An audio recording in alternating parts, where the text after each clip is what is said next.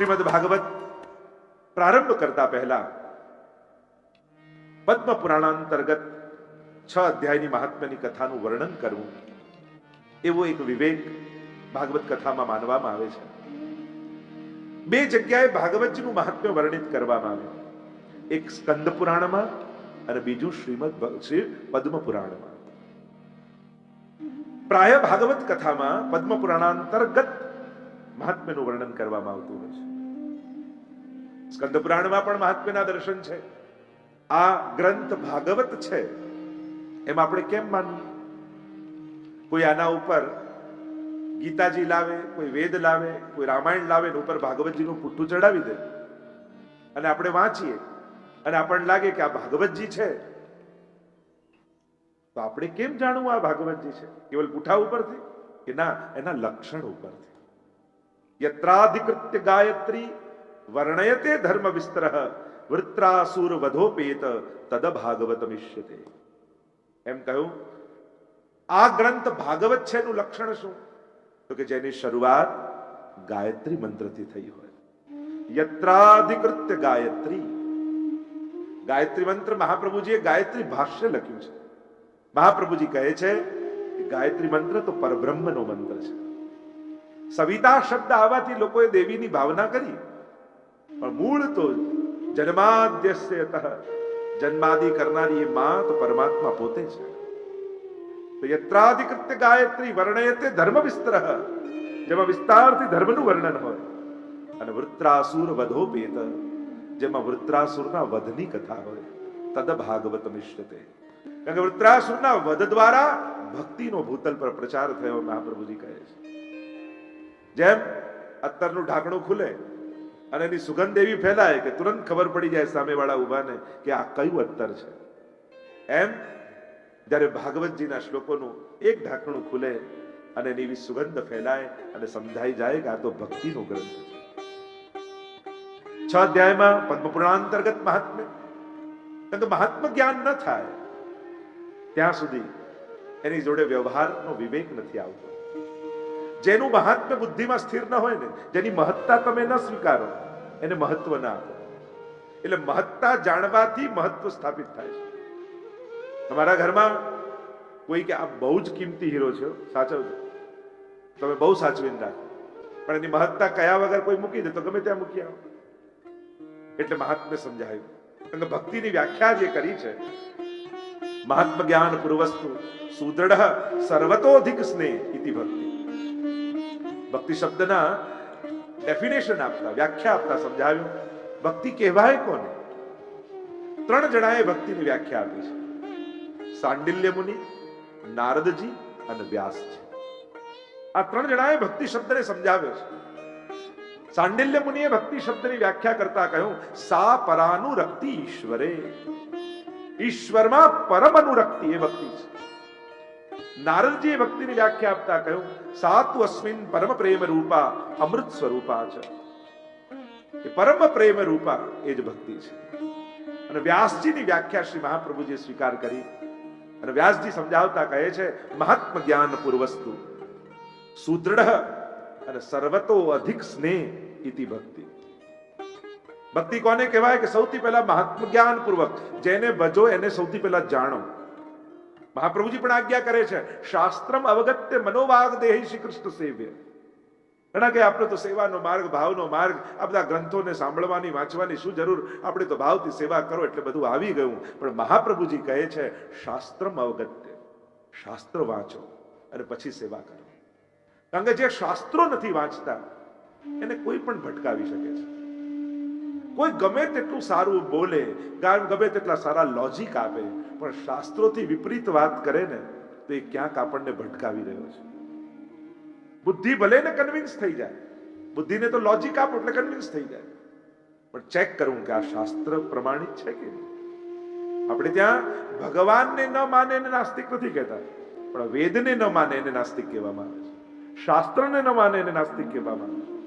એટલે આપણે ત્યાં ભગવાન કરતા પણ શાસ્ત્રોની મહત્તા વધારે માનવામાં આવે છે.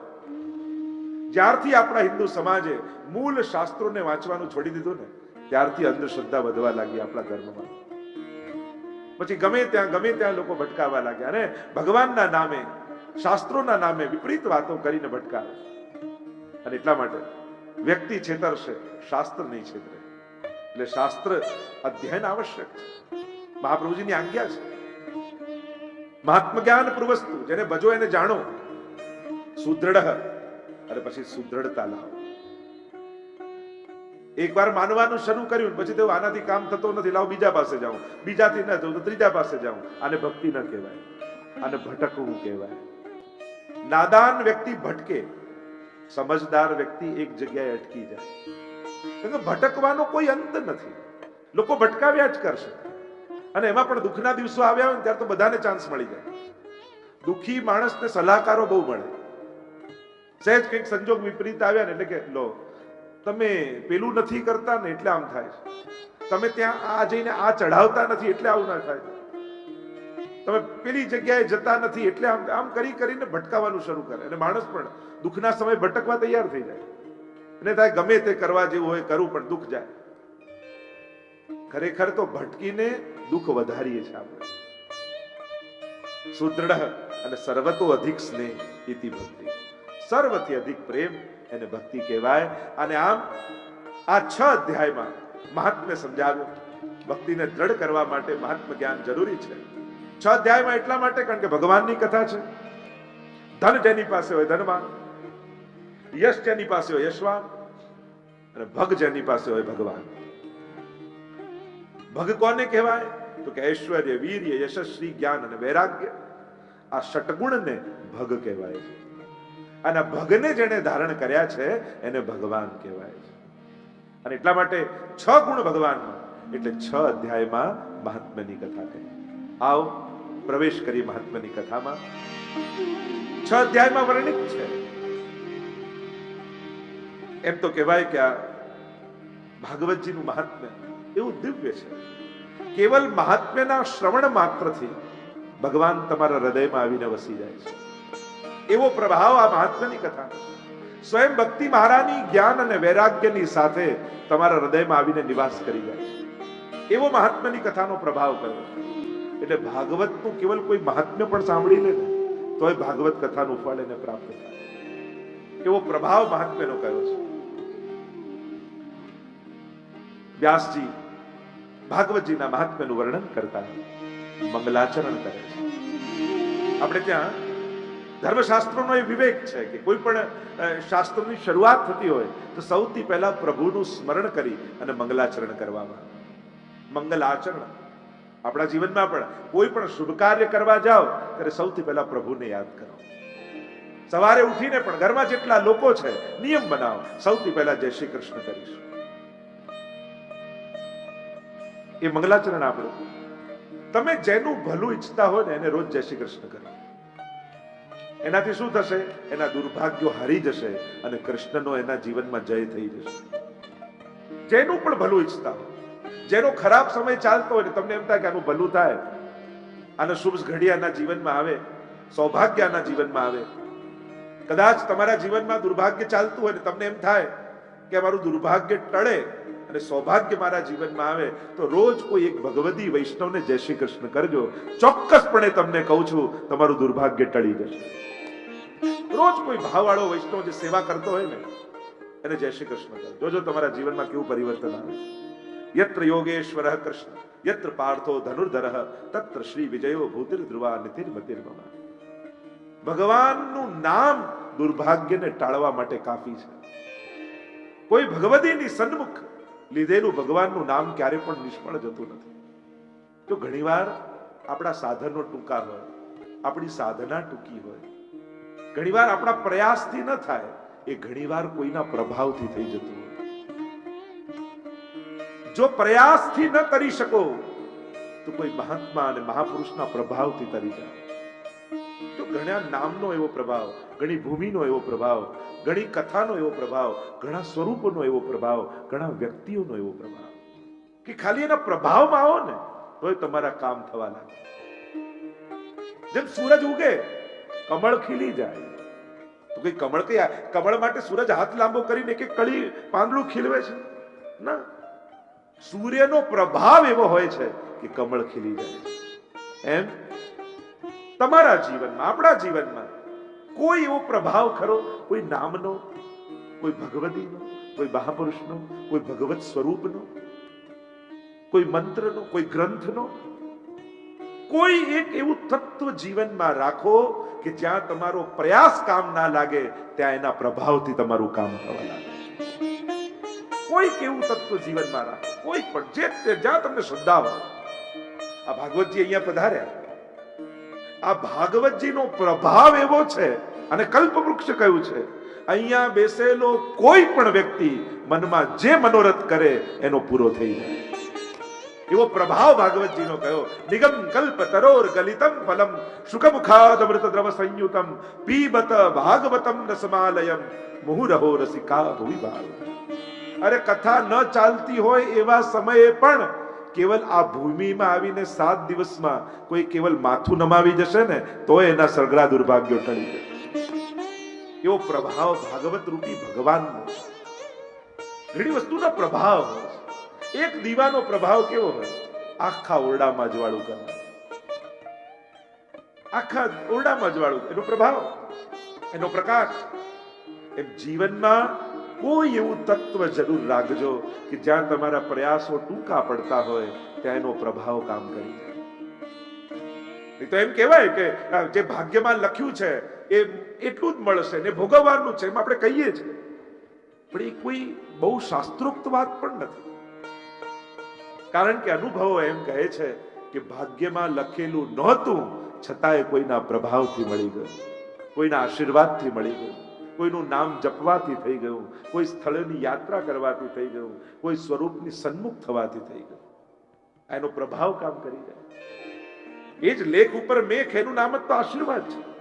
નહીં તો ભાગ્યમાં લખ્યું હોય એટલું જ મળવાનું હોય, પછી આશીર્વાદ શું કામના? આશીર્વાદ એને જ કહેવાય કે ભાગ્યમાં નહોતું છતાં એને મળ્યું, કારણ કે કોઈના આશીર્વાદ પડી ગયા. આ એની દુઆનો પ્રભાવ. એમ બીજું કાંઈ નહીં. રોજ 2 મિનિટ તમારા ઠાકોરજી આગળ બેસો ને તો એનો પ્રભાવ એવો છે કે દૂર દૂર સુધી તમારા દુર્ભાગ્યો તમારી નજીક આવી ન શકે ને તમારા ઘરની દૂર ભાગી. કારણ તમે પ્રભુની સન્મુખ થઈને આવ્યા છો. પ્રભુની રોજ જે સન્મુખ થતો હોય ને એનાથી દુર્ભાગ્ય દૂર ભાગે. એટલે સૌભાગ્ય પ્રાપ્તિનું આપણા જીવનનું મંગલાચરણ એ છે, દિવસનું મંગલાચરણ એ છે. ભલે ઠાકોરજી જાગ્યા ન હોય, હું તો કહું હવેલીમાં જાઓ અને તમે લો હું તો ગયો ને દર્શન બંધ થઈ ગયા, વાંધો નહીં, એના પગથિયાને માથું નમાવીને આવો ને તોય તમારા દંડવત ઠાકોરજી સુધી પહોંચી જાય. ભગવત ધામનો ફેરો ક્યારે ખાલી નથી જતો. એટલે દર્શન ન થયા હોય તો દુઃખ ન કરતા મંદિરે જવાયું ને એનો આનંદ માણીને પાછા આવજો. કારણ અંદર તો એક ઠાકોરજી છે, પણ આ પગથિયા ઉપર તો કેટલા વૈષ્ણવની ચરણ ધૂલી પડી છે. એ માથામાં લાગે તો દુર્ભાગ્યો ટળી. આપણે ત્યાં સૌભાગ્ય પ્રાપ્તિનો એકમાત્ર ઉપાય જે મંગલનો નિધિ છે એ પરમાત્માની સન્મુખ થવું. અને એટલા માટે જેના ઘરે ઠાકોરજી બિરાજતા હોય એના ઘરના દરેક સદસ્ય જો પોતાનું સુખ અને સૌભાગ્ય ઈચ્છતા હો તો રોજ એ સ્થળ ઉપર વંદન કરજો જે ઠાકોરજી બિરાજે. જો સૌભાગ્ય ખીલવા લાગશે. આજ આપણું મંગલ આચરણ એ જ મંગલ આચરણ છે. અને મંગલ રૂપ નિધાન સામરો મંગલ રૂપ. મંગલ મંગલ વ્રજભૂમિ મંગલ મંગલ વિહ શ્રી નંદ યશોદા મંગલમ ભગવાન વિષ્ણુ મંગલમ ગરુડધ્વજ. અનેક અનેક શબ્દોમાં મંગલતાના ગુણગાન પ્રભુ માટે કરી શકીએ છે. મંગલનો નિધિ પરમાત્મા છે. અને એટલા માટે આપણું મંગલાચરણ એ મંગલના નિધિને વંદન કરવાથી થાય છે. સવારે સૌથી પહેલા આંખ ખુલે અને પહેલા દર્શન એના થાય. આ આંખોનું મંગલાચરણ. બોલીએ કોઈ શબ્દ મુખમાંથી નીકળે નક્કી કરો, શબ્દમાં દિવસમાં પહેલો શબ્દ નીકળશે તો જય શ્રી કૃષ્ણ નીકળશે. આ મુખનું મંગલાચરણ.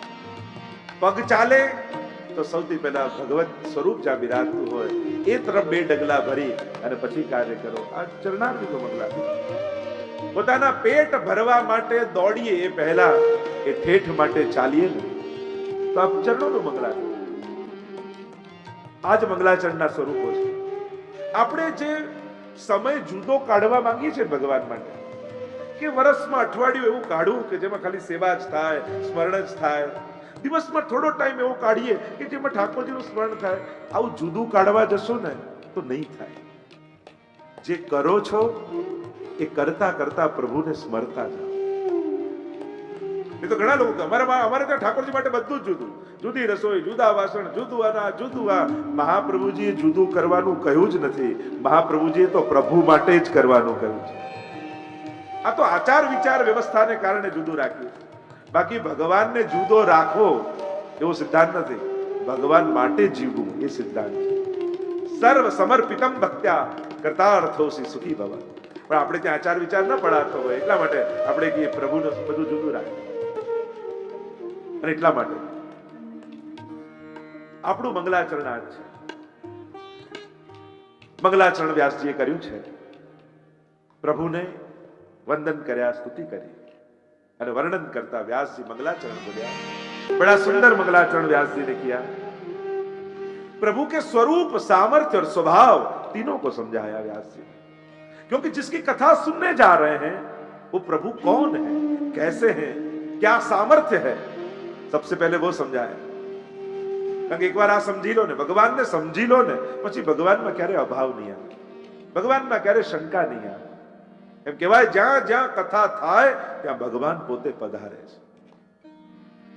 અને નિશ્ચિત વાત છે અનેક રૂપે પરમાત્મા છે. પણ મેં જે વિચાર્યો છે એવો ચહેરો દેખાય એવો અઠાગ્ર રાખશો તો નહીં દેખાય. ક્યારેક શ્રોતા શ્રવણ કરતા કરતા એની આંખમાંથી ઝરતા આંસુમાં તમને ભગવાન દેખાશે.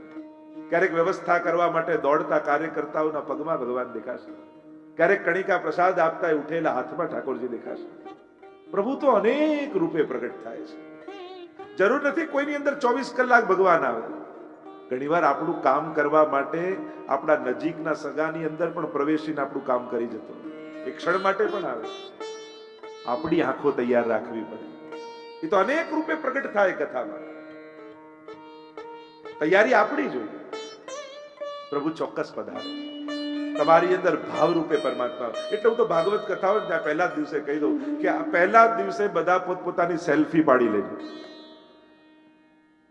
કારણ કે 7મા દિવસે આજ ચહેરો જુદો હશે, આજ આંખો જુદી હશે, એના ભાવ જુદા હશે, તમારી ભાવના જુદી હશે. તમે જ અનુભવ કરશો કે અમે તો કાંઈ ન કર્યું છતાંય કંઈક થઈ ગયું. કોઈક રંગ એવો ચડ્યો, કોઈ ભાવ એવો સ્પર્શો કે 7 દિવસ પહેલા જેવો હતો એના કરતા હું કંઈક જુદો છું. હવે મને મારા થકી આનંદ આવે છે. એક ભક્ત બનવાનો આનંદ મને આવે છે. જેને ભક્ત બનવાનો આનંદ આવી જાય ને એને ભગવાન મેળવવાની પણ ચિંતા મટી જતી હોય. ભગવાન મેળવવાની ચિંતા એને રહે જેને ભક્ત તરીકેનો આનંદ ના આવતો. પ્રભુ ભક્ત બનવાનો આનંદ કેવો છે, એ ભાવનાઓને ચાખવા, એના રસનો જે આનંદ માણે છે એને એ પ્રગટ થઈ જાય એવી શરતો પણ સમાપ્ત થઈ જાય. પ્રભુના સ્વરૂપ, સામર્થ્ય અને સ્વભાવનો પરિચય કરાવે. કારણ કે આપણે તો આના થવું છે. અને જેના થવું હોય એને પહેલા જોઈએ તો ખરા કેવો છે. કોઈ કન્યા છોકરો જોવા માટે જાય ત્યારે સૌથી પહેલા કે આ કેવો દેખાય છે, એનો સ્વભાવ કેવો છે, એ શું કામ કરે છે. આવો આપણે પણ જોઈએ. આ જીવરૂપી કન્યાને આપણે પણ 7 દિવસમાં પરણાવી છે પરમાત્માને. વ્યાસજી સૌથી પહેલા પરિચય કરાવી દે. પહેલા જોઈ લો આ કોણ છે, કેવો છે.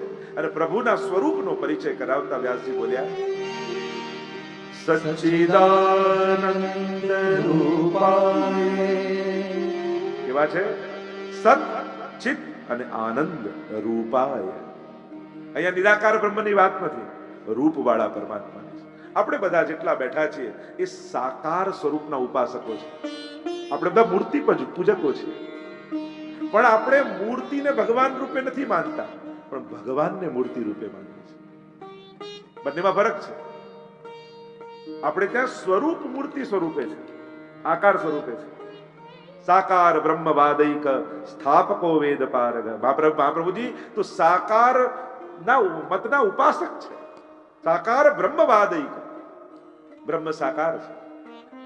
અને સાકારની વ્યાપકતા જ નિરાકાર જેવી લાગે છે. જેમ પૃથ્વી વ્યાપક છે, આપણને એમ લાગે કે આ તો અનંત છે. આ તો હવે સેટેલાઇટ થી જોઈએ કે ગોળ છે ને એની સીમા છે.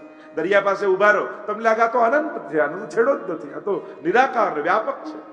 પણ ક્યાંક એનો અંત છે જ્યારે ઉપરથી જુઓ, દૂરથી જુઓ. એમ બ્રહ્મ પણ સાકાર છે, પણ એની વ્યાપકતા એવી છે કે નિરાકાર જેવી ભાસે છે.